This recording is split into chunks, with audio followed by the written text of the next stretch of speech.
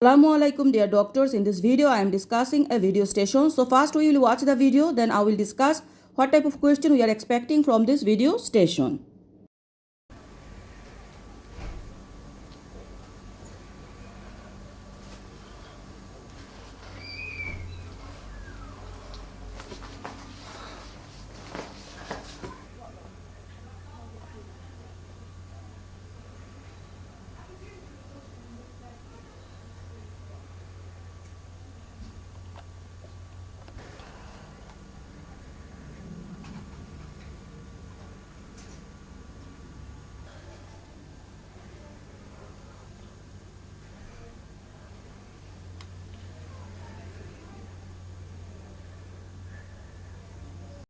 First question is that what you observe in this video. I can see a 9-year-old boy in hospital setting and he is walking on his tiptoes. And at the end there is a purpuric rash on his lower limb showing, and a glass test is being performed, shows non-blanchable rash, and also their edema was elicited. So on my top diagnosis is Hennoscolin purpura.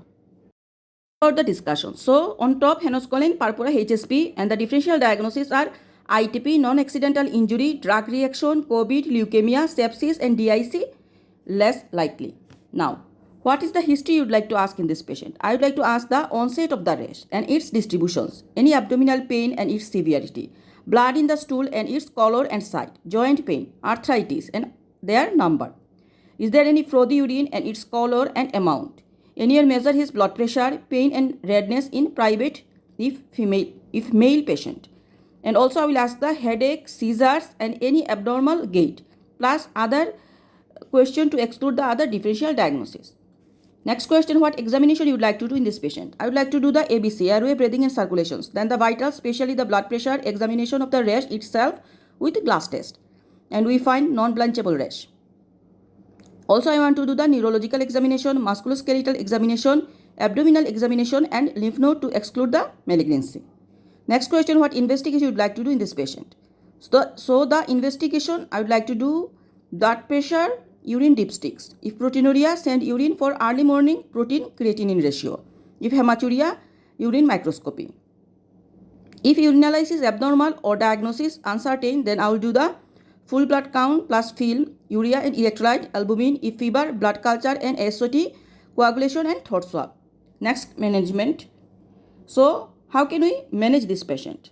Indication for admissions of a Hennoscolin purpura patient is that orchitis, moderate or severe abdominal pain, arthritis involving more than 2 joints, proteinuria, GI bleeding and inability to ambulate.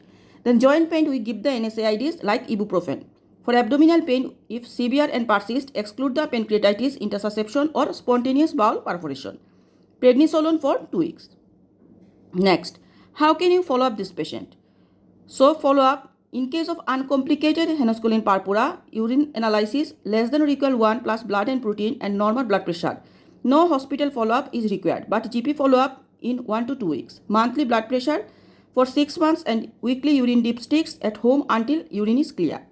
Then Hennoscolin purpura with hematuria or proteinuria more than 1 plus and normal renal function as above, plus routine follow-up in children's OPD.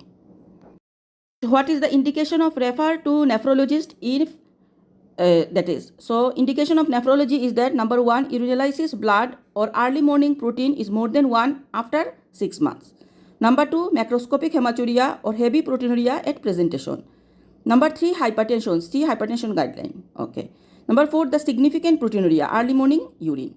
Number 5, protein creatinine ratio is more than 100 gram per millimole or 3 plus proteinuria for 3 days. And number 6, impaired renal function. Now, the indication for refer to rheumatologist if atypical or rapidly evolving rash. Advice and red flags. What is the red flags we search?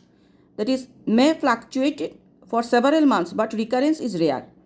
Number 2, very rare risk of renal failure 1 to 3%. Seek medical advice if child develops headache, parectal bleeding or severe abdominal pain. So this is all about the video station of Hennoscolin purpura. It is very important in history also come. Please do subscribe MRCPCH with Dr. Emma Choudhury. Thank you.